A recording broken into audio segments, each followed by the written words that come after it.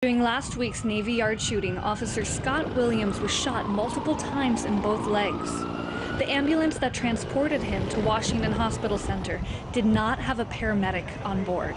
2 minutes after he was placed in the ambulance, dispatchers reported, Be advised, no medic units available, but we have ambulance 14 and ambulance 4 being dispatched at this time. However, there should have been medic units available from the two closest stations to the Navy Yard, medic units 7 and 8.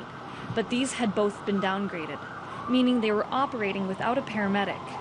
Paramedic units had to be brought in from Maryland.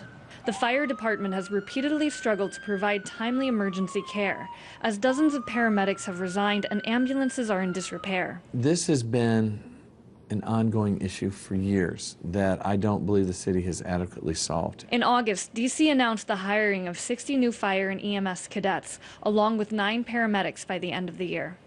But even with the addition of 9 paramedics, D.C. will still be far behind other cities, including Columbus, Memphis, and Phoenix, places with comparable emergency call volumes. According to Ed Smith, head of the D.C. Fire Union, the city has been in a downward spiral. They're overworked, they're stressed, they're actually seeking employment in other surrounding departments. They're being mandatorily held overtime against their wishes, so they'll do a 24-hour shift and then they'll be forced to stay another 12 hours. It's stressing them to the max. In response to criticism, a D.C. fire spokesman denied that downgrades had an impact on the ability to transport patients from the Navy Yard last week. This is the nation's capital. We should be the best of the country.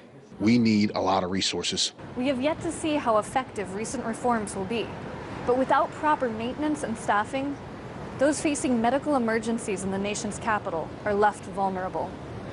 In Washington, Justine Underhill, RT.